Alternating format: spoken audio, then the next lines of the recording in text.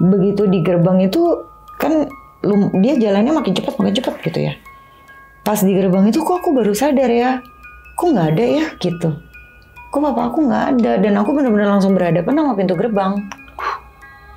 Jadi sepanjang aku ngikutin ini lama-lama hilang gitu.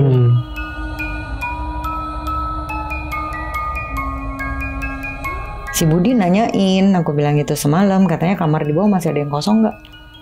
Kapan Mbak ketemu sama Budi? Katanya gitu. Semalam dia keluar dari kamarnya, aku bilang aku baru selesai nonton TV, dia keluar dari kamarnya terus nanya, kamar di bawah ada yang kosong nggak? Si Budi udah nggak tinggal di situ, Mbak.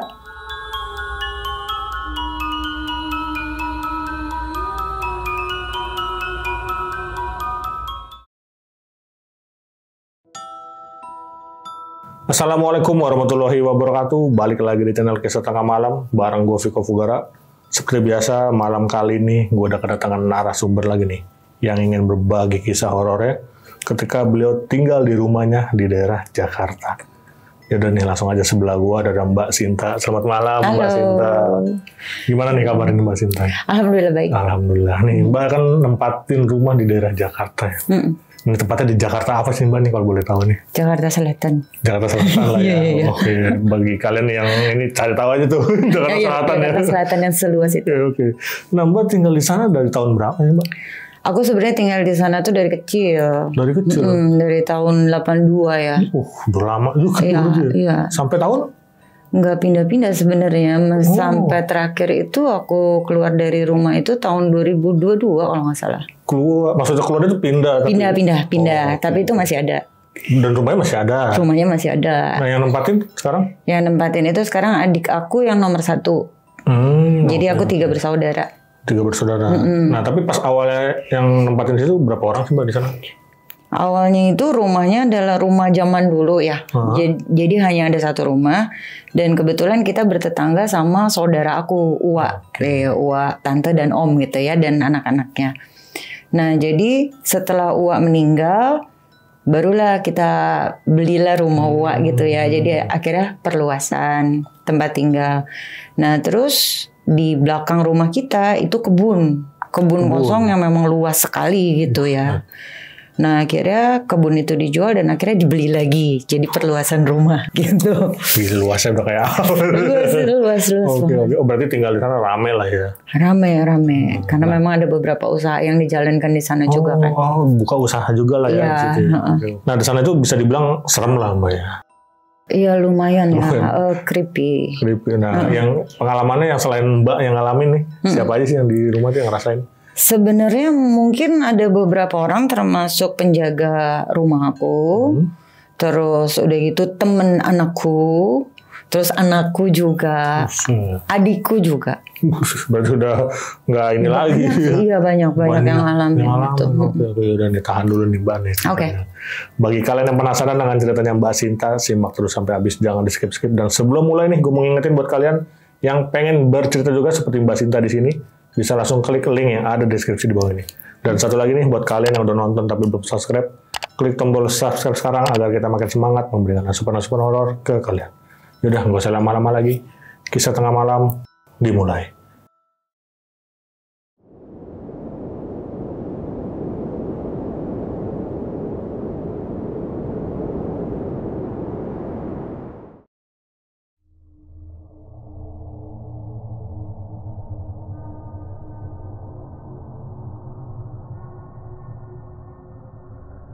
Ya, jadi aku mulai dari zaman dahulu kala ya.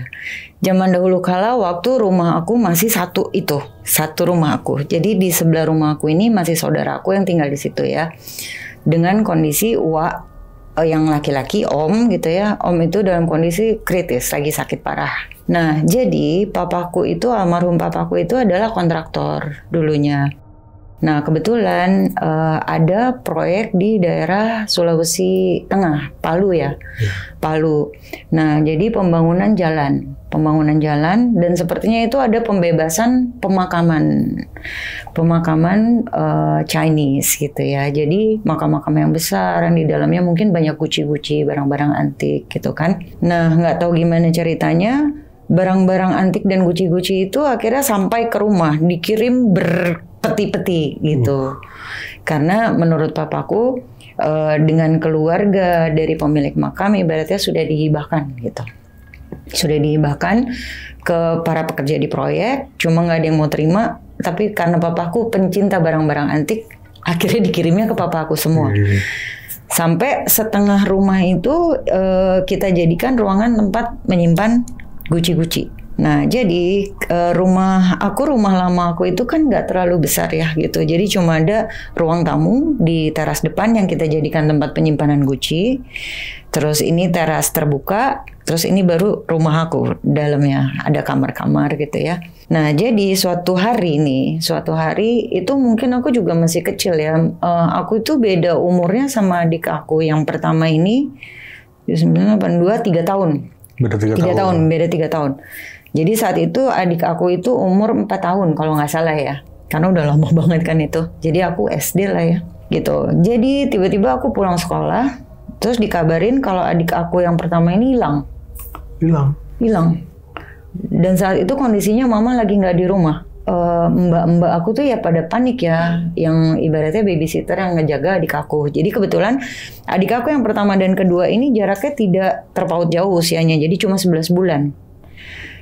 Laki-laki dua-duanya. Jadi mungkin mbak aku juga agak kerepotan ya menangani mereka berdua. Jadi ceritanya adalah mereka ini berdua lagi dimandiin sama mbak aku. Sebelum zuhur itu kejadiannya. Nah pada saat adik aku yang satu udah selesai, yang pertama belum dipakein baju ya. Mbak aku udah sebentar nyelesain adik aku yang kedua mandi. Nah tapi karena anak kecil dia nggak sabaran, dia langsung lari ke depan. Langsung diandukin nih adik aku yang kecil kan. Dikejar lah sama mbakku. Itu namanya anak kecil lari sekenceng-kencengnya kan ya pasti kekejar dong. Kalau ini tiba-tiba nggak ada, hilang. Nggak ada gitu. Sampai akhirnya pembantu aku nyari-nyari tuh disangkain ngumpet ya, jahil gitu nih anak. Nggak ketemu sampai udah dicari ke ruangan yang tempat guci-guci itu juga gitu. Karena mbak aku tahu kalau kita main petak umpet itu pasti tempat sembunyi yang paling favorit ya daerah situ, ruang guci-guci situ. Jadi dicari ke tempat kita biasa ngumpet tuh di mana gitu. Udah nggak ketemu tuh, sampai akhirnya panik kan. Nggak lama itu habis zuhur mama aku pulang, dikasih tahu kalau adikku hilang gitu, nggak ada. Terus pada saat itu kita punya kenalan tetangga yang kebetulan polisi juga, takutnya diculik ya gitu ya. Mana belum pakai baju kan itu. Iya benar. Iya. Nah terus udah gitu akhirnya rame. Tapi kita masih berusaha nyari ke rumah tetangga-tetangga. Takutnya memang lari ke sana, main ke sana gitu ya. Sampai nggak ada juga. Sampai akhirnya diumumin di masjid gitu. Kalau adik aku ini hilang gitu kan. Kita masih heboh lah tuh di rumah ya, rame kondisinya. Terus tiba-tiba ada bapak-bapak mungkin ustadz atau pak haji atau apalah gitu. Habis aktivitas dari masjid, habis sholat asar. Ngelihat rame-rame di rumah, terus denger juga kan pengumuman di masjid tuh saat mereka di sana. Ada apa ini gitu kan. Terus akhirnya diceritain lah sama mbakku itu bahwa adik aku itu hilang gitu. Oh boleh saya masuk, kata Pak Ustadz inilah ya, Pak Haji deh mungkin ya gitu. Karena penampilannya seperti itu. Akhirnya masuk. Nah tapi yang lucunya adalah bapak ini tuh langsung mengarah ke ruang penyimpanan guci-guci itu. Ruang tamu penyimpanan guci. Terus mbak aku langsung bilang dong, udah dicari sih ke sana, katanya gitu kan, nggak ada pak gitu. Tapi boleh saya masuk nggak? Dia bilang gitu. Ya boleh silakan. Udah begitu Pak Haji ini masuk, kita ngikutin kan di belakang ya. Tapi jujur aja pada saat Pak Haji itu masuk, suasana ruangan tuh langsung berubah. Tidak seperti awalnya gitu loh. Langsung berubah kayak yang tiba-tiba kita masuk ke dalam satu atmosfer yang blok gitu loh. Auranya beda lah ya. Auranya beda, yang langsung pengap gitu kan. Terus kayak sesek, bikin sesek. Nah itu kan guci banyak banget ya. Terus tapi Pak Bapak ini tuh langsung mengarahnya ke guci tempat adik aku itu. Ternyata adik aku ketemu di dalam salah satu guci. Di dalam guci? Iya, di dalam salah satu guci itu ketemu gitu. Terus gucinya nggak terlalu besar ya, mungkin sekursi ini ya tingginya gitu. Cuma memang lubangnya diameternya agak lebar. Ternyata Pak Haji itu berdoa terus langsung ngangkat adik aku dari dalam guci itu. Dan kondisi adik aku pun kaku gitu. Kayak maaf ya, jadi kayak gini nih. Gini. Merengkuk gitu ya? Meringkuk, kaku. Langsung diangkat, terus udah gitu pucet ya gitu, kayak orang kedinginan gitu kan. Ya mungkin habis selesai mandi juga kan dia saat sebelum zuhur itu udah pas begitu diminumin langsung ditanya apa namanya, kemana kamu, kemana, katanya gitu. Awal yang namanya anak kecil jawabnya ngaco ya, katanya diajak terbang sama cicak gitu. Ya udah, nah terus tiba-tiba om aku lewat, terus oh ini kayak om ini, katanya gitu, kata adik aku. Kebetulan om aku itu perawakannya tinggi, hitam gitu ya, terus sedikit botak, nggak botak licin tapi sedikit botak. Ditunjuklah sama adik aku, ini kayak om ini, katanya, cuma botaknya licin, katanya, hitamnya sama begini hitam gitu. Kupingnya lancip, dia bilang. Kupingnya lancip, jadi tinggi besar gitu. Terus kamu kemana? Dibawa terbang. Jadi dia tuh penjelasannya ini anak ya, dikekepin gitu. Sama sosok ini. Terus dibawa terbang.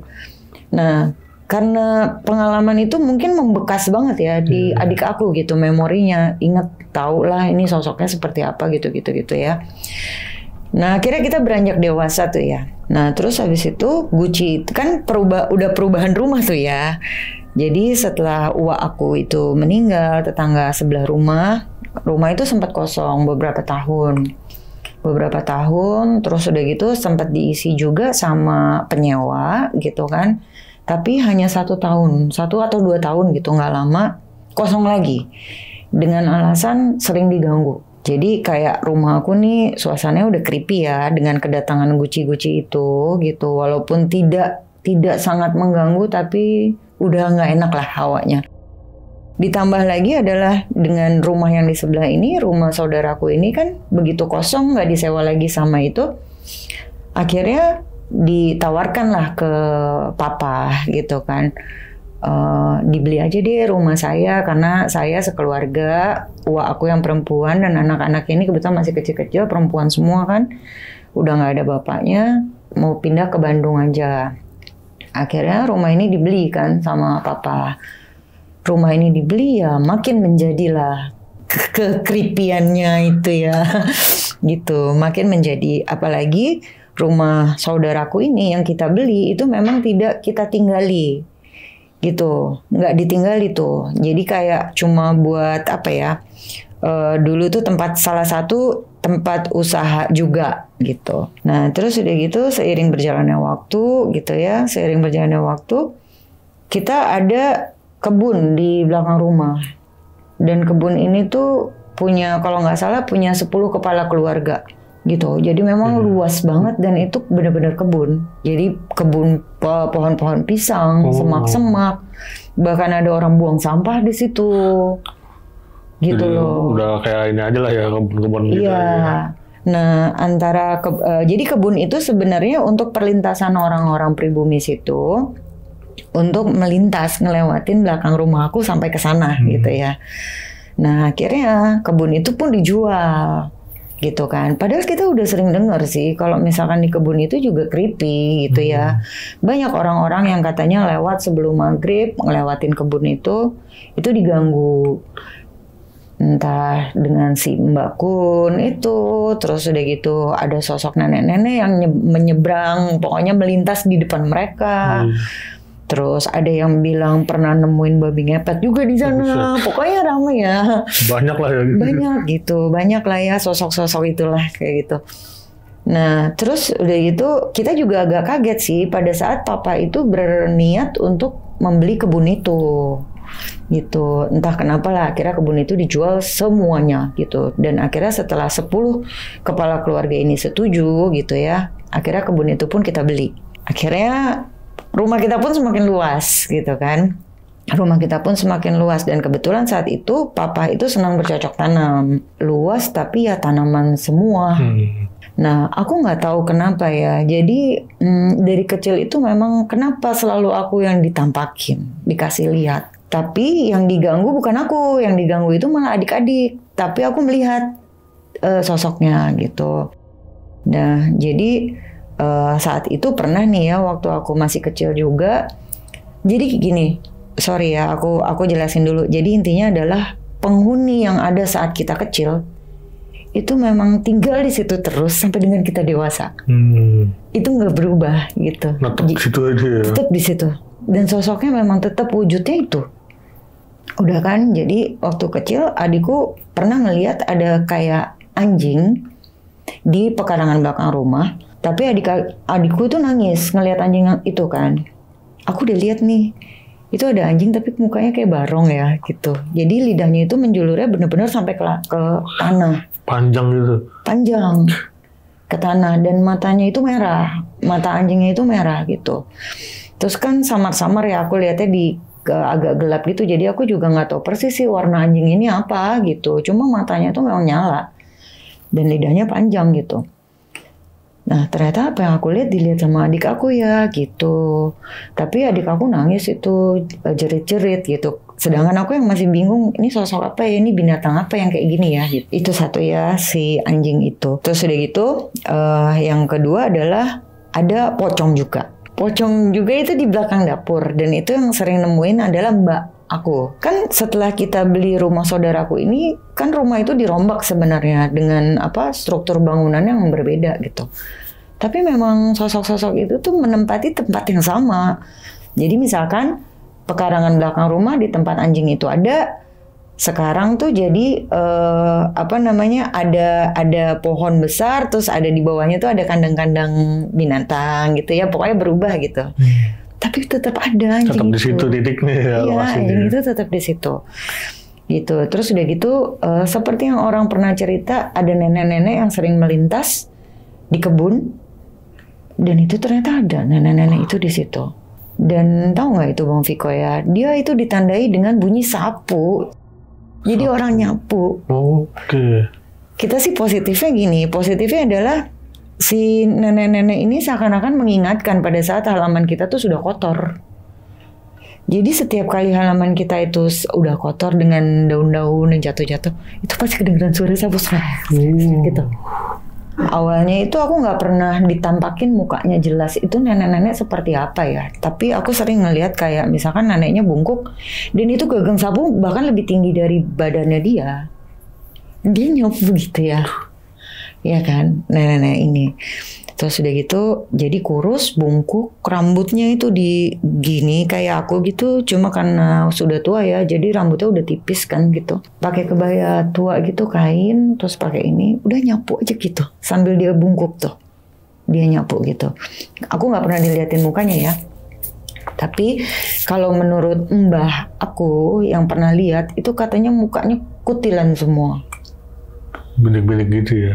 Iya ada kutilan itu ya gitu, tapi besar gitu kayak orang penyakit itu ya.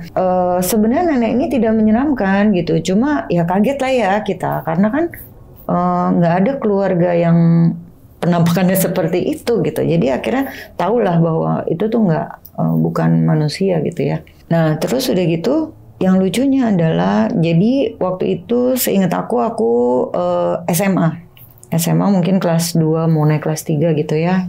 Karena udah bawa mobil gitu. Jadi ya udah 17 tahun. Ya 17 tahun. Terus udah gitu. Jadi gini kejadiannya tuh lucu banget. Aku itu biasanya pulang dikasih jam malam itu sama mama tuh jam 12 malam. Pokoknya jam 12 malam kamu udah harus sampai di rumah. Kalau enggak gerbangnya mama gembok. Gitu. Ya udah, yang gembok tuh penjaga rumah aku sebenarnya. Udah kan, nah terus waktu itu aku tuh memang udah panik di jalan nih. Aku nyampe rumah jam 12 lewat ini.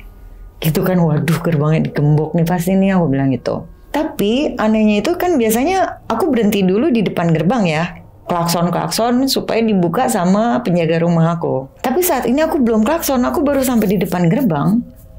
Tiba-tiba itu ada nenek-nenek ngebukain gerbang aku. Ngebuka loh.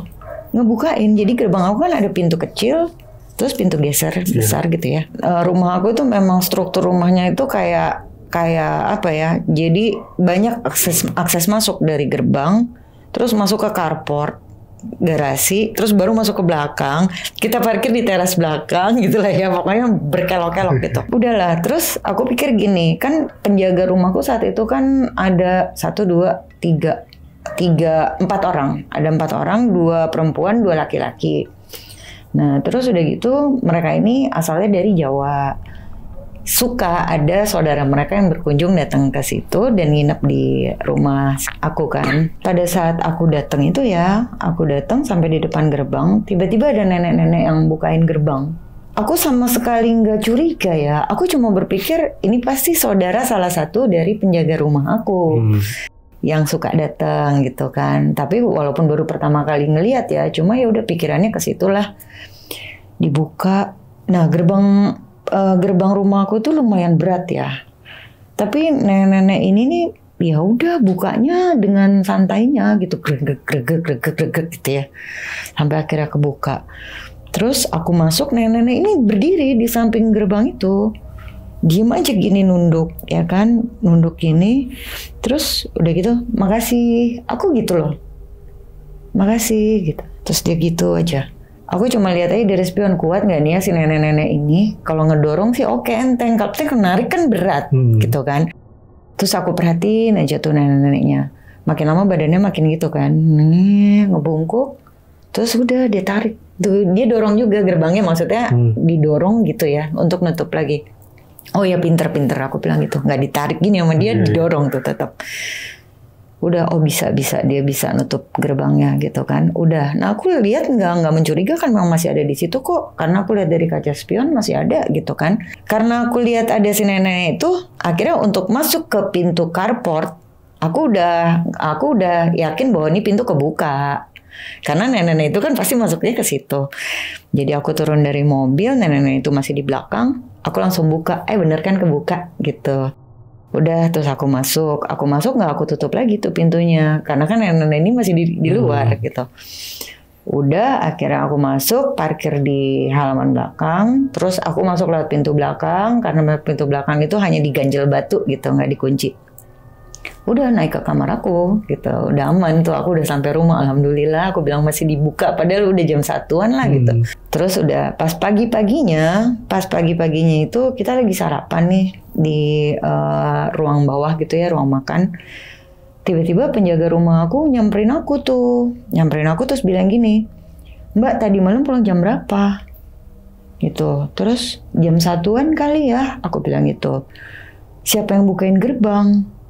"Oh iya, aku mau nanya." Aku bilang, "Itu saudaranya Om ya?" Gitu. Aku manggil penjaga rumahku tuh Om gitu. Itu penjaga saudara Om ya gitu. "Siapa?" katanya gitu kan. "Enggak, itu tadi malam aku datang dibukain gerbang sama nenek-nenek." Aku bilang gitu kan. Terus pakai ya kebaya gitulah gitu kan. Terus nenek-nenek katanya gitu. "Itu kan gerbangnya digembok." Katanya gitu. Terus aku bilang gini, "Enggak kok, dibukain sama nenek-nenek itu." "Enggak mungkin Mbak," katanya, "kunci gembok itu ada di kamar saya." Gitu loh. Jadi itu gerbang itu digembok dan kuncinya itu di kamarnya dia gitu. Dan dia itu ngebuka gerbang ini subuh-subuh, dia yang buka. Jadi kondisinya masih kegembok. Aku mikir ya gini, kalau seandainya nenek-nenek itu adalah makhluk gaib, ya hantu itu ya gimana? Tapi mobil aku kok bisa masuk gerbang? Kan itu solid gitu, itu kan nyata gitu loh. Udahlah, sampai akhirnya aku bilang, apa mungkin gerbang ini memang benar-benar kebuka atau gimana ya gitu kan. Cuma kayak yang nggak mungkin lah gitu. Ya nggak bisa dipikir pakai logika sih sebenarnya. Dan terus udah gitu ke beberapa orang aku cerita juga, mereka cuma berasumsi kayak gini, "Alhamdulillah ya kamu masih bisa parkir di pekarangan rumah. Gimana kalau kamu masuk ke alam mereka ternyata." Gitu loh. Jadi gerbang itu tuh tidak ada. Jadi kamu merasa memasuki gerbang padahal sebenarnya bukan gitu. Sebenarnya itu lebih masuk akal menurut aku ya gitu. Jadi halusinasi aku aja bahwa aku masuk ke gerbang gitu. Nah, setelah aku tahu bahwa itu tidak normal gitu ya, aku langsung ingat lagi mbah aku pernah cerita ada nenek-nenek gitu bungkuk, apa ini ya nenek-nenek yang dimaksud. Terus dulu juga orang-orang kan pernah cerita kalau sering dicegat di jalanan itu waktu masih jadi kebun, dicegat sama nenek-nenek, apa itu ya. Nah udah, terus tapi mbah aku bilang nenek-neneknya mukanya kutilan gitu kan. Tapi kalau yang aku lihat enggak sih gitu, cuma memang perawakannya seperti itu gitu. Aku cuma berpikir gini aja, seandainya memang yang ditampakkan ke aku wujudnya lebih baik daripada yang ditampakkan ke mbak aku, ya syukur lah ya gitu. Mungkin kondisinya dia memang harusnya sih baik, karena baik kan bukan gerbang aku, harusnya aku nggak bisa masuk gitu. Terus jadi aku dan nenek aku, Eyang Putri itu memang agak sensitif, agak peka orangnya gitu kan. Nah terus aku tanyalah sama Eyang gitu, maksudnya kenapa sih Eyang aku sering dikasih lihat kayak gini gitu kan. Ya mungkin kamu sensitif juga kali gitu ya. Terus aku bilang, coba Eyang kenalin dong gitu yang ada di rumah ini ke aku. Terus Eyang bilang, ya itu nenek, katanya gitu, nenek itu. Tapi nenek itu ganggu nggak? Enggak, sebenarnya nenek itu baik, cuma ya memang dia ada di situ, katanya gitu. Malah kemungkinan makamnya dulu di kebun belakang. Di kebun belakang, ya aku sih cuma berpikir ya mungkin itu salah satu nenek dari keluarga yang punya kebun itulah gitu ya. Mungkin jadi makamnya dia di situ. Udah, terus udah gitu, oke itu satu. Tapi itu nggak apa-apa, itu baik. Hari berikutnya ya, setelah kejadian itu, kita lagi duduk di teras belakang. Di teras belakang kita lagi duduk-duduk gitu kan. Nah terus udah gitu di situ kita lagi kumpul keluarga. Jadi ada sepupu keponakan aku itu masih kecil, masih umurnya tuh 2 tahun gitu ya. Nah jadi pas begitu azan maghrib, bunyi azan itu dia tuh selalu nangis dan ngeliat ke arah pohon nangka. Di teras belakang aku itu ada pohon nangka kan gitu. Terus dia selalu lihat ke situ, terus dia gitu ngelihat kayak seakan-akan dia ngelihat sesuatu yang memang terbang gitu. Lagi-lagi aku pun ngelihat apa yang dia lihat gitu loh. Jadi kayak kenapa yang mereka alamin ini aku selalu lihat ya gitu.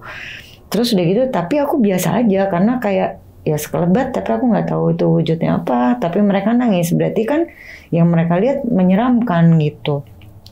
Udah kan.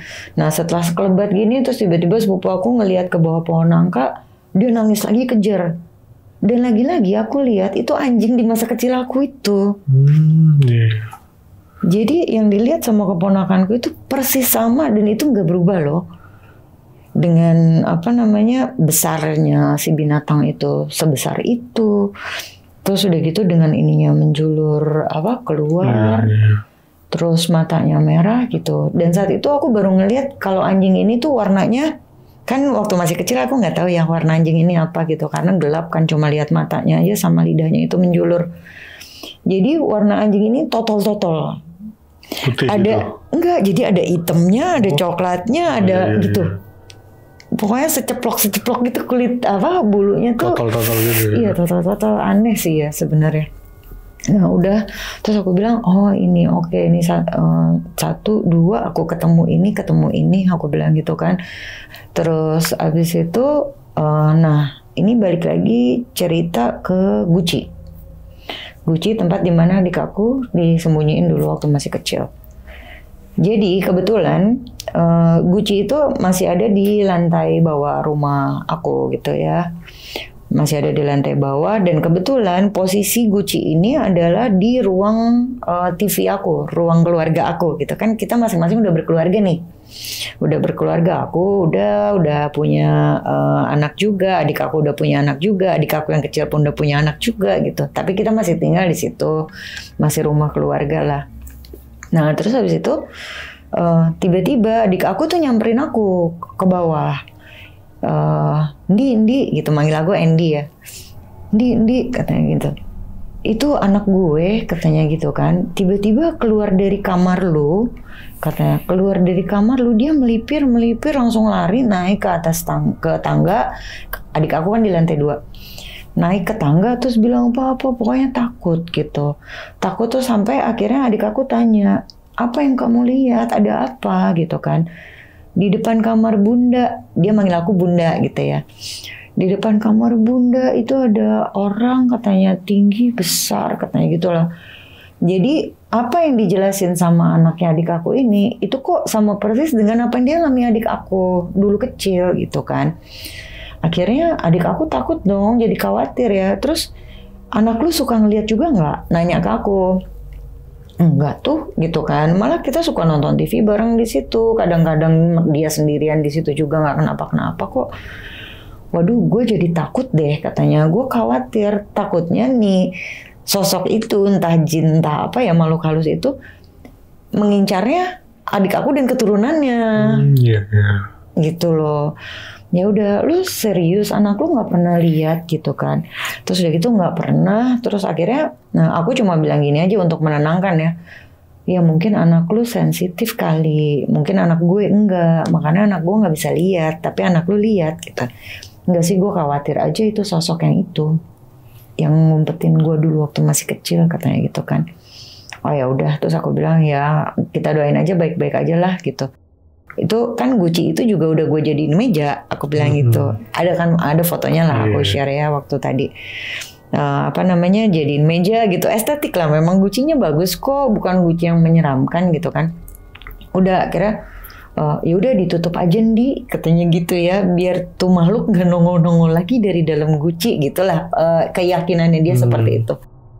Udah tuh, tapi alhamdulillah sih sama aku baik-baik aja. Anak-anak aku juga nggak pernah lihat, aku juga nggak pernah lihat gitu ada sosok itu. Jadi kayaknya emang bawaan dari guci itu dan keluarga adikku kali ya gitu ya. Nah terus bang, selain dari itu semua, yang baru-baru itu ternyata bermunculan juga. Jadi waktu pas papa beli kebun belakang itu kan memang cukup luas kan ya. Nah akhirnya papa tahu aku suka berenang. Dibuatkanlah tuh kolam renang sama papa. Terus udah gitu ada jogging tracknya juga lah, apa segala macam gitu kan. Terus dengan syarat nih sebenarnya papa buatkan aku kolam itu, kamu kalau berenang di rumah ya. Nah terus udah gitu beberapa bulan kolam itu ada di situ, memang berenang di rumah terus gitu kan. Udah, nah sampai kalau malam itu kolam renang itu memang gelap, lampu dimatiin semua. Lampu dimatiin, jadi hanya lampu halaman belakang yang nyala, kolam gelap gitu, jadi lampu kolam mati. Udah, suatu hari aku pas lagi pulang malam, parkir mobil kan di belakang ya, di belakang. Nah aku lihat ada beberapa orang itu berdiri di pinggir-pinggir kolam dan itu bercanda, wah ketawa-ketawa, terus loncat salto-salto. Iya gitu. Aku cuma mikir itu adalah adikku dan teman-temannya. Gitu. Terus aku cuma gini, ngaco banget, pada telanjang lagi gitu. Mereka nyebur-nyebur ke kolam, ketawa-ketawa gitu. Dan itu benar-benar nyata bang, yang jadi jebur, air kolam muncrat gitu ya. Terus bercanda lagi, lari-larian di pinggir kolam, nyebur lagi. Nah terus karena mereka laki-laki semua, akhirnya aku buru-buru ya masuk lewat pintu belakang gitu, nggak negur juga ke mereka.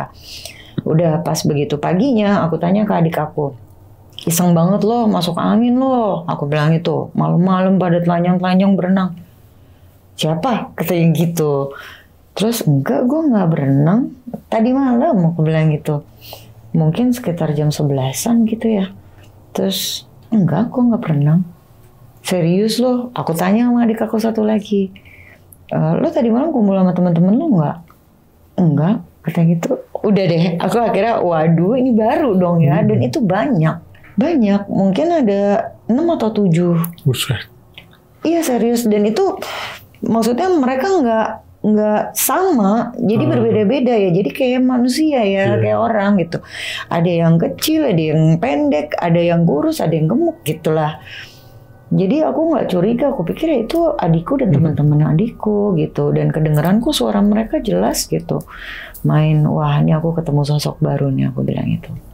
Terus udah gitu, itu sosok baru yang pertama aku lihat itu ya. Nah terus udah gitu, kedua adalah ada sosok yang bisa menyerupai loh bang, menyerupai penghuni rumah. Aku digiring dari kamar aku sampai dengan ke gerbang loh, sama sosok itu. Gerbang keluar.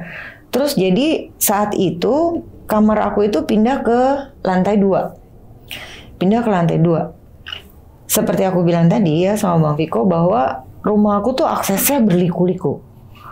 Jadi dari lantai 2 turun ada pintu, terus udah gitu belok ke kanan ada pintu lagi, terus harus ke depan ke carport ada gerbang lagi, baru gerbang utama gitu kan ya.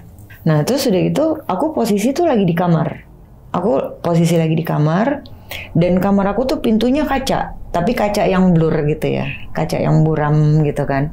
Tapi kan bayangan orang kelihatan dong kalau lewat depan kaca. Saat itu dia menyerupai papa. Papa aku masih ada saat itu ya gitu. Terus dia menyerupai papa, dia cuma lewat depan kamar aku terus manggil, "Mbak," gitu kan. "Ya," aku bilang gitu. "Tapi kok jalan ke arah tangga ya?" Akhirnya aku keluar dari kamar, aku ikutin kan. Pa. Aku lihat tuh dia belok tangga tuh masih kelihatan lah belakang badannya. Aku masih ikutin terus, "Pa, kenapa sih?" Aku bilang gitu. "Tapi kok masih jalan aja terus jalan." Aku ikutin. Terus dan aku selalu ngelihat belakangnya, jadi aku nggak ketinggalan lah. Jadi aku tahu dia jalannya kemana. Jalan ke pintu samping, ya udah aku ngikutin. Terus jalan ke carport itu aku benar-benar ngelihat kok belakangnya. Dan sosoknya tuh benar-benar papa aku gitu. Jadi kayak pakai kaos putih, pakai sarung gitu ya, pakai peci gitu. Jalan, "Pa mau kemana sih Pa?" Aku bilang gitu kan. Terus ke depan sampai dengan ke gerbang. Begitu di gerbang itu kan dia jalannya makin cepat gitu ya. Pas di gerbang itu kok aku baru sadar ya, kok nggak ada ya gitu. Kok papa aku nggak ada dan aku benar-benar langsung berhadapan sama pintu gerbang. Jadi sepanjang aku ngikutin ini lama-lama hilang gitu. Nah aku bingung aja tiba-tiba yang aku hadapin kok pintu gerbang gitu. Dan aku kaget saat aku masih yang bengong gitu, ada yang nepuk punggung aku kan, bok gitu. "Istighfar Mbak." Ternyata mama aku yang nepuk. Terus aku bilang, "Astagfirullahaladzim," aku bilang gitu kan. "Kamu ngapain?" katanya gitu. "Aku ngikutin papa. Itu papa di kamar kok." Jadi nggak tahu ya aku mau digiring kemana sama sosok ini gitu. "Udah itu papa di kamar kok." Terus aku bilang gini, "Itu yang aku ikutin siapa ya?" Aku juga bingung sih mah karena tiba-tiba ngilang di gerbang. Udah masuk-masuk, kalau mau tidur makanya baca doa dulu. Aku bilang aku belum mau tidur, aku belum tidur itu. Aku masih sadar sesadar-sadarnya. Jadi ada sosok yang bisa menyerupai penghuni rumah. Dan itu memang yang yang dirupai sama dia itu nggak cuma 1-2 orang. Gitu, nggak cuma menyerupai papaku aja, tapi juga menyerupai penjaga rumahku juga. Sampai menyerupai aku juga. Pernah juga tuh. Pernah. Jadi kalau ini yang mengalami itu anakku ya. Jadi kebetulan ada teman anakku main ke rumah. Nah terus dia ngelihat aku lagi duduk di sofa ruang tengah. Gitu. Terus udah gitu. Tapi teman anakku ini agak curiga sih sebenarnya gitu ya. Karena gini. Penampilan aku tuh agak tomboy memang gitu ya. Jadi dia tahu kalau seandainya dia ketemu aku di rumah ya pakai celana pendek gitu. Jarang banget aku pakai dress di rumah dengan rambut yang kayak sok diginiin gitu ya. Nggak pernah, rambut paling dikuel-kuel gini di rumah. Dia ngelihat nih aku duduk di sofa tapi kok anggun banget ya. Pakai dress warna hijau katanya gitu. Pakai dress warna hijau terus rambut tuh dikedepanin. Gitu terus duduk tuh yang anggun banget kayaknya nggak bunda banget katanya gitu kan. Nah tapi disapa sama dia, "Bun," gitu, senyum aja gitu kan. Nah terus akhirnya pas dia ke kamar anak aku, dia kaget ngelihat aku ada di situ, aku gitu ya. Terus dia bengong aja tuh, terus aku sapa kan, aku bilang gini, "Kenapa Mila?" Namanya Mila gitu. "Kenapa Mil? Bunda masuk dari mana?" Katanya gitu. "Ya emang dari tadi udah di sini," gitu kan. Nah itu tadi yang di ruang tengah siapa? Pokoknya dia bingung kan. Dia bingung, terus udah gitu aku bilang, "Wah ini udah menyerupai aku lagi," gitu kan. Terus Mila sapa Bun, tapi ya senyum aja, nggak respon apa-apa, cuma senyum aja. Makanya Mila agak pangling juga ya, kenapa kok penampilan Bunda beda banget. Tapi ya Mila pikir Bunda habis dari acara gitu kan. Oh ya udahlah, aku mulai berpikir ini bahaya juga sih sebenarnya ya menyerupai orang gitu. Nah terus selain sosok itu ada juga nih pendatang baru itu si Yutul ini ya. Si Yutul gitu. Jadi kebetulan aku dan adik-adik aku ini kita punya anak kedua itu dengan usia yang terpaut nggak jauh. Jadi aku dengan ipar-ipar aku ini hamil berbarengan. Jadi ipar aku hamil 9 bulan, yang satu hamil 6 bulan, aku hamil 3 bulan. Aku paling bontot nih. Itu jadi anak kita tuh sepantar semua. Nah, jadi waktu mereka masih kecil, kira-kira umur 2 tahunan, masih pendek-pendek ya, masih kecil-kecil gitu. Terus aku lagi cuci botol susu anak aku di wastafel. Jadi membelakangi meja makan. Tiba-tiba aku ngelihat ada anak nih lari-larian nih, kucuk gitu, ke arah pintu keluar samping. Sampai aku panggil nih 3-3-nya. Si ini gitu ya. Gak ada yang nyaut. Ya kan? Udah malam, jangan lari-lari, aku bilang gitu. Terus aku masih nyuci inilah peralatan susunya itu. Lari balik arah lagi. Muter Jadi balik ya. dari meja makan itu kayak kelihatan kepalanya doang, kucuk gitu. Bertiga. Jadi aku ya berpikir itu mereka bertiga karena sepantaran kan. Dibilangin ini udah malam, ayo bunda kasih tahu mamanya masing-masing nih ya, biar dimarahin, aku bilang gitu. Udah, tapi nggak kedengeran suara apa-apa, jadi hanya langkah gitu. Udah, nah sampai yang ketiga kali mereka mau balik lagi nih. Jadi kayak ngeganggu. Nah kebetulan yang ketiga kali mereka lewat, aku udah selesai cuci botol. Jadi pas begitu aku balik kan, aku benar-benar ngelihat mereka. Itu mau botak-botak semua.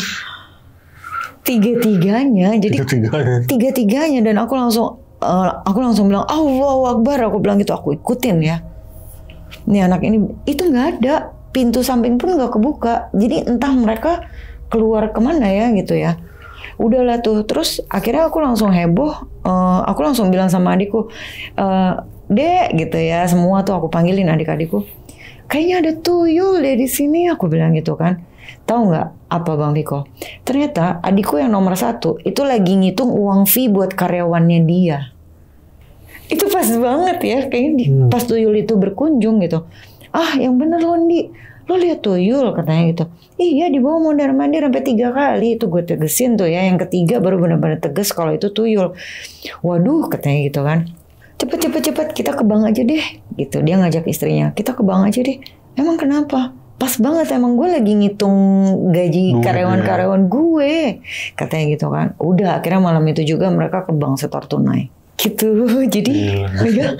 Bisa pas banget lagi ngitung duit malah. Pas banget, jadi kayak ngincer ya. Bisa jadi sih. Iya benar, mereka tuh jadi kayak tahu gitu loh. Iya, jadi intinya adalah seiring perluasan rumah tempat tinggal itu gangguannya juga makin ekstrem. Sampai kita nama-namain loh. Apanya nih? Penghuninya itu kita namain gitu. Jadi kayak si nenek, terus udah gitu ada sosok yang di halaman belakang. Tinggi besar itu kan asumsi kita kan genderuwo ya. Tinggi besar hitam, tapi ini menurut aku lebih menyeramkan dari genderuwo sih. Nah, ini sosoknya kayak gimana nih? Genderuwo ini bulu ya, bulu hitam gitu ya. Kalau ini kayak pohon pakis yang panjang dan bulunya itu kayak pohon pakis panjang dan ada duri-duri kecil di bulunya. Jadi pada saat dia berdiri itu adik-adik aku itu selangkangannya. Jadi dikolongin gini nih adik aku gitu. Tinggi banget berarti itu. Tinggi. Nah, yang lucunya adalah saat itu memang gini sih, emang kita ada aja sih gitu ya. Jadi kondisinya ini malam Jumat. Udah dibilangin sama mama, ngapain kalian pada ke belakang gitu kan. Enggak, kita lagi mau ngukur-ngukur lah gitu di halaman belakang gitu. Kita mau bikin tempat apa-apa gitu kan. Udah, terus udah gitu ayo Ndi ngajakin tuh, kita akhirnya bertiga ke belakang. Nah, kan adik-adik aku kan 2 laki-laki nih ya. Mereka lagi ngukur-ngukur tuh. Aku masih di belakang nih gitu. Aku masih di belakang mereka. Aku lihat itu apaan sih? Itu pohon ya? Itu pohon palem ya? Gitu kan. Jadi kelihatannya kayak atasnya aja, tapi batang bawahnya aku nggak kelihatan tuh. Itu kayak pohon palem ya begitu. Tiba-tiba aku tegesin dia turun. Ternyata itu dia jongkok. Ternyata itu dia jongkok di tembok sekeliling rumahku. Jadi begitu adik aku mendekat, itu dia turun gitu. Dan itu adik aku tuh selangkangannya dia.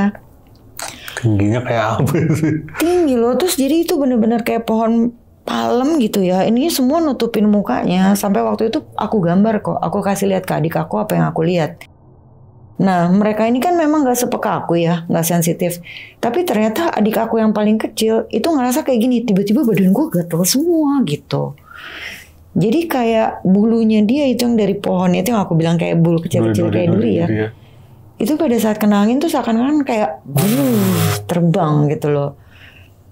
Nah udah kan. Nah yang bikin aku paniknya adalah saat itu kan aku ngeliat sendiri ya. Adik aku dua ini kan gak lihat kan. Balik sini, aku bilang gitu kan. Balik. Terus kenapa Ndi gitu. Jadi tahu nggak bang? Gini, pada saat adikku jalan, si makhluk ini jalan. Ngedekatin mereka. Tapi pada saat adik aku diem, makhluk ini diem lagi. Jadi kayak ngikut gitu. Ngikutin. Sampai, waduh, kalau mereka lari makhluk ini kenceng juga nih gitu. Jadi kayak mengikuti ritme mereka bergerak gitu kan. Akhirnya aku bilang, cepet balik. Adik aku panik tuh karena memang adik aku tahu aku agak sensi gitu ya. Cepet. Udah akhirnya mereka pada balik. Kenapa Ndi? Udah terus aku ceritalah apa yang aku lihat gitu. Sampai gambar coba bentuknya kayak apa. Akhirnya kita namain sosok itu Badrun gitu ya. Nggak tahu ya itu dapat dari mana. Jadi tiba-tiba pas aku lagi gambar gitu, tiba-tiba aku bilang aja, ini si Badrun nih memang kurang ajar. Spontan aja ngasih namanya lah ya. Spontan. Gitu. Akhirnya kita kenal dengan sosok Badrun ya. Mama akhirnya bilang makan ya. Mama bilang juga apa gitu kan. Malam Jumat bukannya ngaji malah ke halaman belakang gitu. Tapi gambarnya masih ada nggak sih Mbak itu? Gambarnya sih sebenarnya nggak ada, tapi aku masih bisa sih gambar lagi karena aku inget banget masih inget lah ya. Bentuknya seperti aku masih inget. Berarti emang sosoknya udah tinggi besar kayak pohon lah ya kalau kita kayak pohon, tapi itu benar-benar yang ininya tuh bulunya kayak lancip-lancip dan di antara bulunya yang lancip-lancip kayak pohon pakis ini itu ada duri-duri kecil. Yang itu tuh terbang kayaknya kalau ketiup angin gitu loh. Dan mungkin tadi siapa yang ngeliat tuh adiknya ya? Adiknya yang gatel-gatel itu? Iya, mungkin kena duri-duri. Kena durinya itu karena sekarang logikanya gini ya, mereka pergi berdua-duaan nih kan, berdekatan terus nih dua adik aku ini. Yang satu gatal-gatal misalkan pun kena ulet bulu, yang satu enggak gitu. Dan aku memang ngelihat itu berterbangan gitu loh. Dan adik aku yang kecil ini memang dia agak peka juga, tapi tidak pernah melihat, tapi merasakan gitu.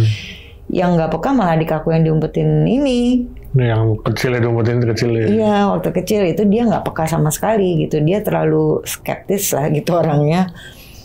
Udah kan. Nah, sekarang ada satu kejadian lagi yang sebenarnya di luar akal sehat ya. Jadi adik aku itu kan punya usaha juga di rumah. Punya karyawan. Nah, karena kerja mereka itu suka overtime satu tim ini gitu, akhirnya karyawan itu diizinkan untuk menempati rumah salah satu kamar di rumah kita, gitu kan? Akhirnya menempati kamar di situ. Nah, terus aku kebetulan kamar yang dia tempati itu posisinya ada di seberang ruang TV aku. Jadi kita ini sering berpindah-pindah karena bosen gitu. Kadang kamar aku di lantai 1, ntar tukeran sama adik aku ke lantai 2, adik aku ke lantai 1 gitu ya. Cuma untuk cari suasana baru gitu, nggak bosen. Kebetulan waktu itu kamar aku ada di lantai 2 dan posisi kamar si karyawannya ini ada di seberang ruang TV aku. Di depan kamar juga gitu kan. Udah. Aku waktu itu lagi nonton TV nih ya malam-malam gitu kan. Mungkin jam 10 atau jam 11 malam lah ya gitu. Udah aku lagi nonton TV terus udah selesai besok kebetulan aku kerja gitu kan. Aku harus udahan nih nonton TV-nya. Udah aku matiin TV-nya terus aku beresin lah tuh meja TV-nya. Tiba-tiba si karyawan adik aku ini keluar dari kamar itu. Hanya nongol gitu kan, pintunya pintu kayu gitu. Pintu kayu besar gini ya. Terus dia nongol dari situ tuh cuma badannya doang begini. Dan itu memang backgroundnya itu kamar itu gelap. Jadi kamar itu nggak nyala lampunya. Tapi yang aku tahu memang kebiasaannya si karyawan ini, istri dan anaknya itu kalau tidur memang lampunya digelapin. Jadi aku nggak curiga lah. Udah, terus udah gitu tiba-tiba dia nongol. Aku ingat banget itu jelas nyata. Dia pakai kaos yang biasa dia pakai. Jadi kayak kaos Indonesia, timnas Indonesia yang merah ada gambar Garudanya di sini ya. Itu memang kaos yang sering dia pakai. Dia nongol gini badannya aja. Terus udah gitu dia nanya gini, "Mbak, kamar di bawah masih ada yang kosong nggak?" Gitu. Terus aku jawab, "Masih kayaknya." Gitu. "Kenapa?" "Oh nggak apa-apa," katanya gitu. "Makasih Mbak." Dia ini lagi dong, masuk lagi kan. Udah, aku masuk ke kamar aku lah tuh. Nah terus besoknya aku tanya sama penjagaku. Aku bilang gini, "Pak, kamar di bawah emang masih ada yang kosong?" Aku bilang gitu kan. Terus, "Ada Mbak," katanya gitu. Terus, "Enggak, itu tadi si Budi gitu ya. Si Budi itu karyawan adik aku itu. Si Budi nanyain," aku bilang gitu, "semalam katanya kamar di bawah masih ada yang kosong nggak? Kapan Mbak ketemu sama Budi?" Katanya gitu. "Semalam dia keluar dari kamarnya," aku bilang, "aku baru selesai nonton TV, dia keluar dari kamarnya terus nanya, kamar di bawah ada yang kosong nggak?" "Si Budi udah nggak tinggal di situ Mbak." Nggak ada di situ. Udah nggak tinggal di situ. Terus jadi, "Oh udah nggak tinggal di sini," aku bilang gitu kan. Karena aku memang jarang ketemu ya, jadi aku kerja dia belum selesai gitu kan. Setiap harinya tuh kayak begitu. Terus dia gitu, "Oh si Budi udah nggak tinggal di situ sejak kapan?" Aku bilang gitu. "Udah 2 bulan kali," katanya, "udah nggak tinggal sama kita," gitu kan. Terus 2 bulan, aku pikir gini kan, kalau misalkan baru 2 hari atau 3 hari yang lalu, aku berpikir ya mungkin si Budi itu balik lagi ke situ untuk ngambil barang atau apa gitu kan. 2 bulan yang lalu, jadi beneran sama sekali nggak kesini? Enggak pernah kesini lagi. Itu yang aku lihat siapa, dan itu komunikasi loh. Terus kenapa nanya kamar di bawah ada yang kosong apa enggak? Jadi aku berpikir gini ya, aduh jangan-jangan dia mau pindah lagi ke sana. Nakut-nakutin penghuni rumah di bawah gitu. Ya pokoknya bermacam-macam sih sosoknya. Tapi yang anehnya itu udah pindah 2 bulan. Udah pindah 2 bulan. Dan ada interaksi gitu. Ada interaksi dan benar-benar menyerupai si Budi. Si Budi. Baju yang dia suka pakai. Jadi sosok ini tuh sepertinya benar-benar menyerupai penghuni rumah loh. Kayak menyerupai papa aku, tahu kebiasaan papa aku, pakai kaos putih, pakai sarung, pakai peci, dia ikutin seperti itu. Nah, cuma yang beda aku doang. Jadi dia hanya menyerupai muka aku, gitu ya. Tapi dengan penampilannya dia, gitu. Bukan beda, penampilan aku. Mungkin penampilan aku terlalu seronok, jadi dia nggak berani ngikutin ya. Oke. Gitu. Nah, saya penasaran sama yang pertama nih yang dimasukin ke guci nih. Dimasukin ke guci. Tapi berarti dia pas adanya ini diangkat, itu dia nggak sadar atau gimana tuh? Bengong, kayak tatapannya kosong, tapi posisinya meringkuk.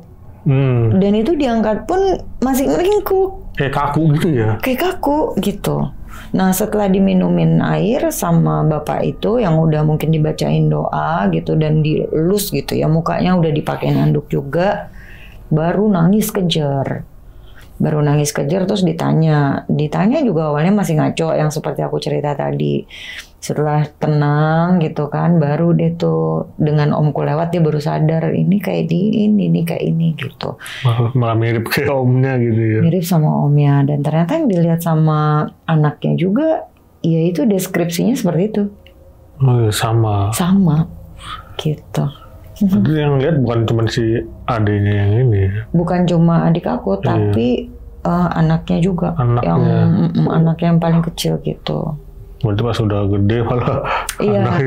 Tapi di antara semua penghuni rumah, di antara sosok-sosok yang ada di rumah, itu kan biasanya apa yang adik aku lihat, apa yang dilihat sama mbakku aku juga lihat, apa gitu. Tapi sosok ini aku nggak pernah lihat. Yang mana nih? Yang ngumpetin adik aku. Oh, yang tadi kayak omnya itu yang hitam itu. Itu aku nggak pernah lihat. Bahkan sampai sekarang Gucci itu tiap kali aku pindah rumah, Gucci itu selalu aku bawa. Sengaja dibawa apa gimana? Nggak tahu ya, karena menurut aku kayak gini, kalau adik aku ini dua-duanya ibaratnya kayak mungkin adik aku yang kecil ini kayak tersugesti dengan cerita kakaknya gitu ya, yang diumpetin itu. Tapi kalau menurut aku jadi kayak hawanya nih Gucci emang beda gitu kan ya. Tapi kalau aku nyaman aja, aku enak aja sama Gucci itu gitu. Jadi bahkan kemanapun aku pindah, Gucci itu kan tadinya ada di ruang TV aku ya. Dulu tuh di rumah keluarga itu kan aku selalu taruh di ruang TV kan tuh Gucci. Pokoknya di dalam ruangan deh. Tapi semenjak aku itu pindah rumah, jadi semenjak aku keluar dari rumah aku, tahun 2002 itu, aku sempat nyewa di 2 rumah. Jadi setahun gitu ya. Nah, Gucci itu aku taruh tuh pasti di teras depan. Jadi kayak nggak tahu ya. Aku hanya merasa kayak oke, kalau seandainya ada sosok tinggi, besar, hitam, lo jagain rumah gue di depan ya, gitu loh. Jadi Gucci itu selalu aku taruh posisinya di depan. Gitu. Okay. Dan kemungkinan yang ikut si makhluknya ini juga ada di Gucci itu kali. Iya kemungkinan, tapi alhamdulillah sih aku nggak pernah lihat ya. Sampai sekarang belum nggak pernah lihat. Berarti yang tadi yang lihat cuma anaknya ya, Mbak? Iya, cuma adik aku dan anaknya aja gitu. Oke.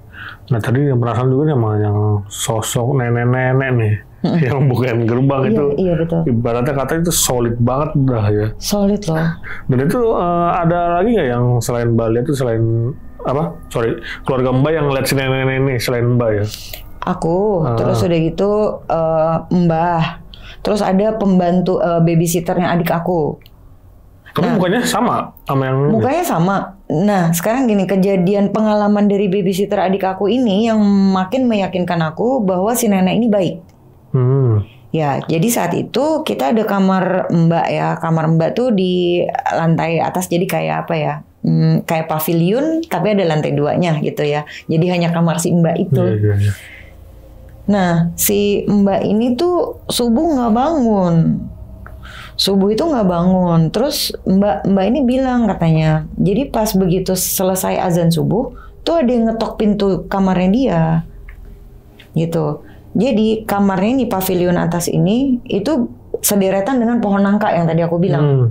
Jadi di atas nih pohon nangkanya di sampingnya dia gitu, sederetan tuh. Jadi benar-benar dia keluar kamar ya langsung ke teras luar gitu, bukan ke dalam ruangan gitu ya. Setelah azan subuh dia ketok kamarnya dia katanya. Cuma ya masih malas-malasan ngantuk katanya gitu kan. Sampai katanya yang kedua, ketiga atau bahkan mungkin keempat gitu ya. Jadi benar-benar kayak udah keganggu gitu.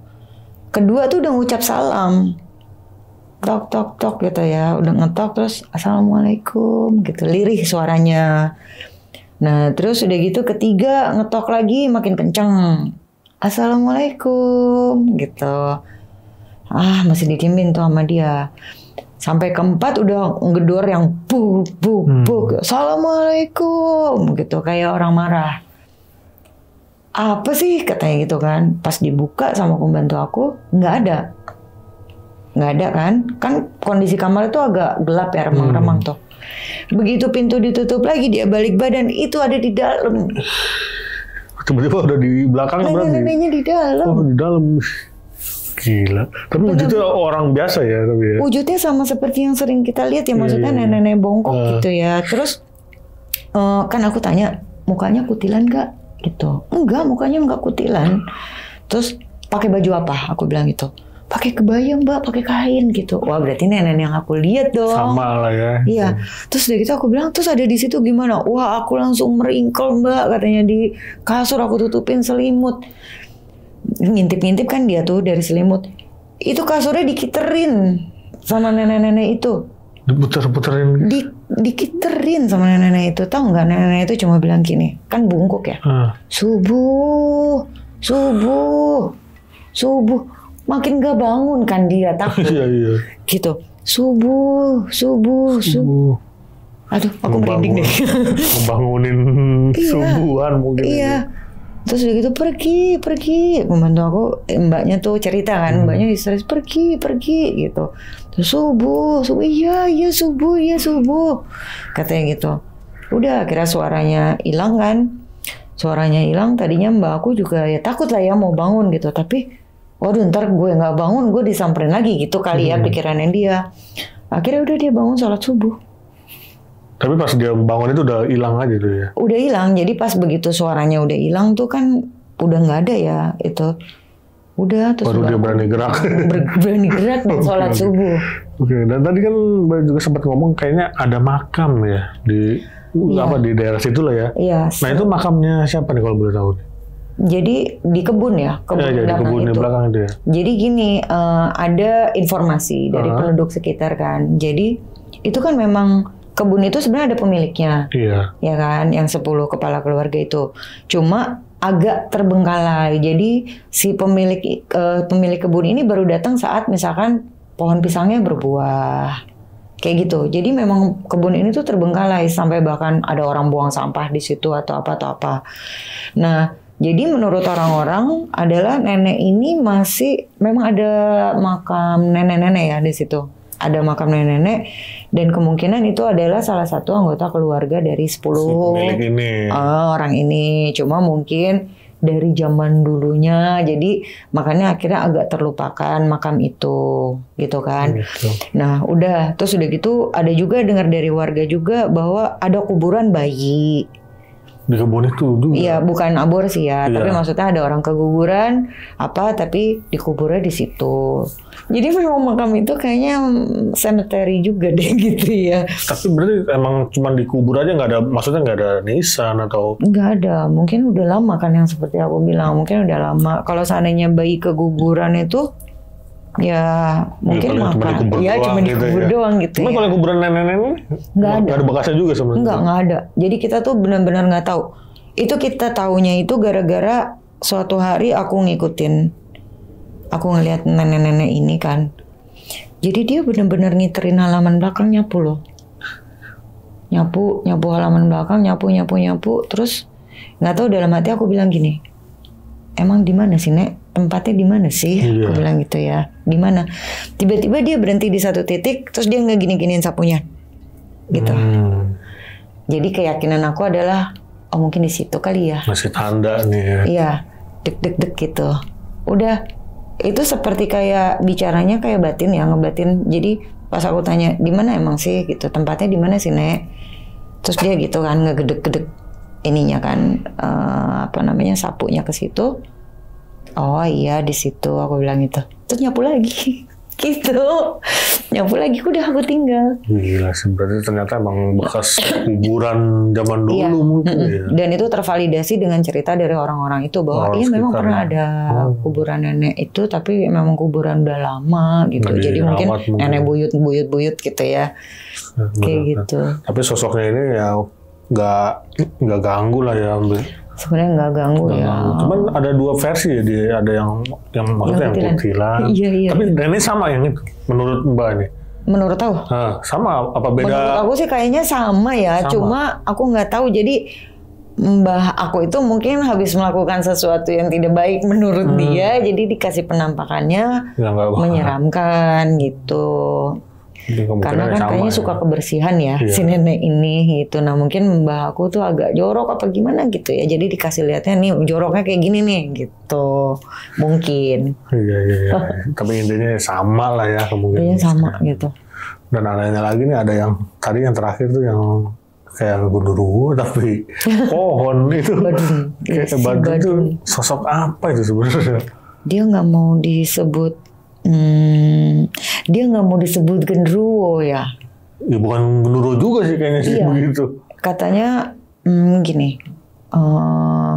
Sorry ya ini aku jadi cerita ya, maksudnya karena aku sedikit ini jadi pokoknya saya bukan itu gitu.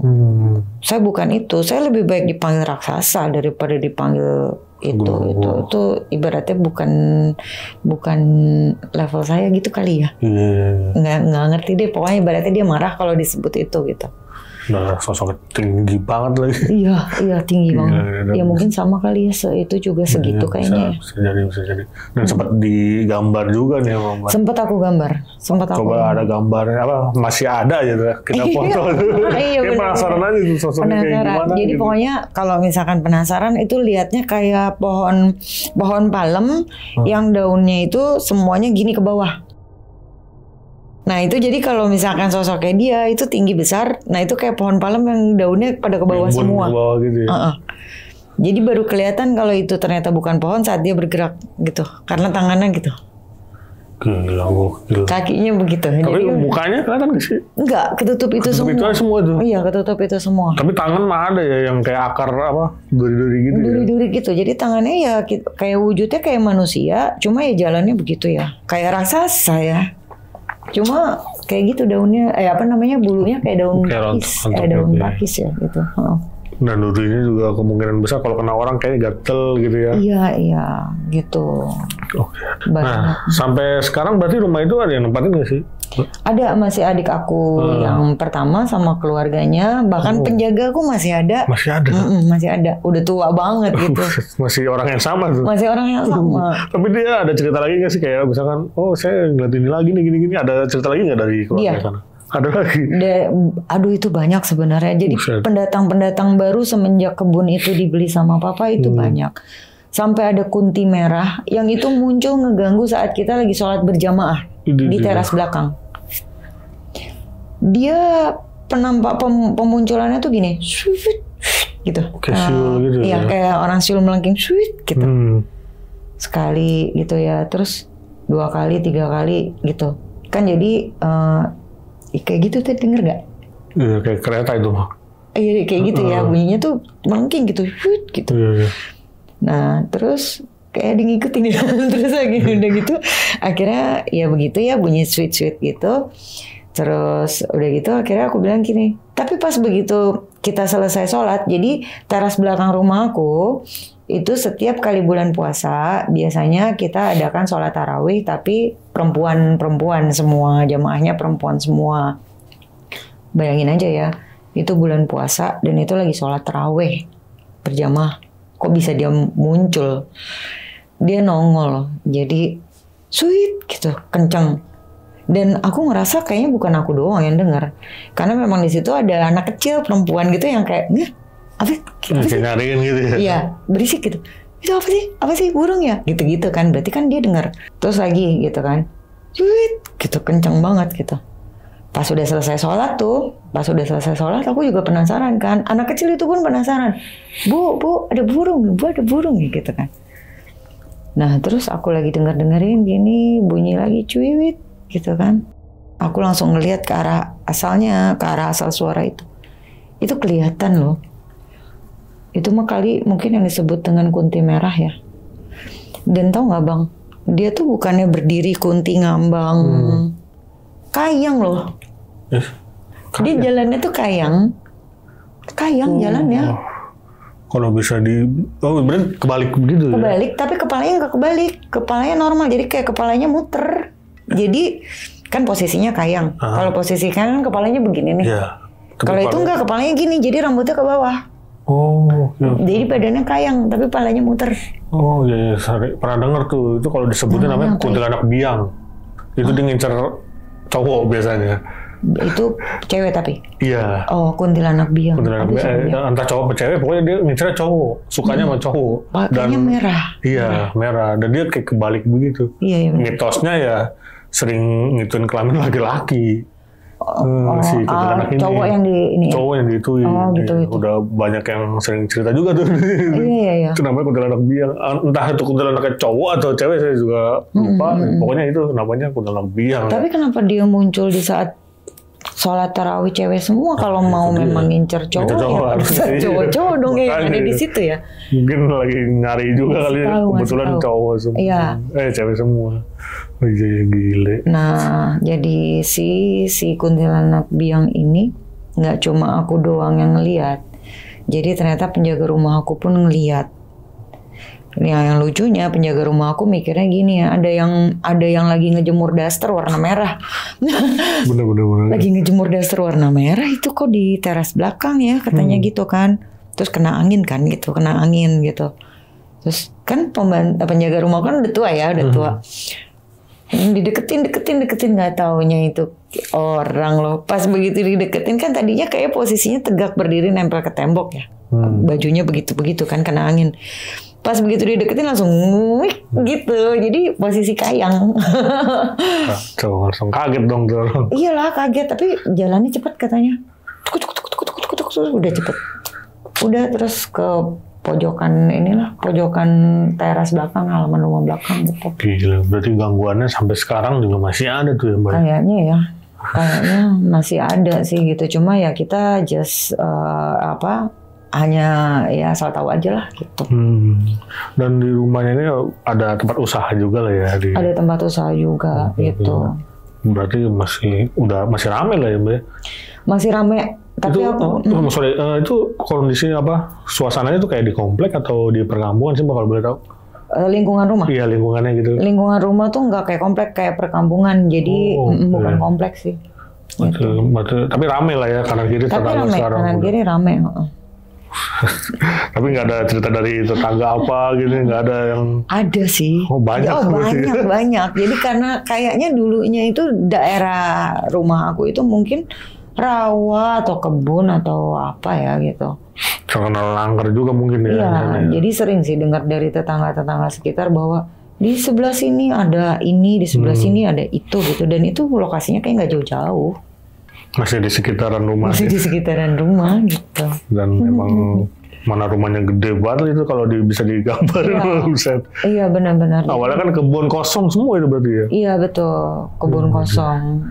Jadi memang karena saking besarnya itu jadi kayak memang banyak ruangan yang vakan gitu ya, nggak terisi. Ya kan kayak gitu suka tempat-tempat kayak jadi gitu. Yang nempatin makhluk-makhluk aneh. Iya kan, tempat yang gelap, lembab, kotor. Gila.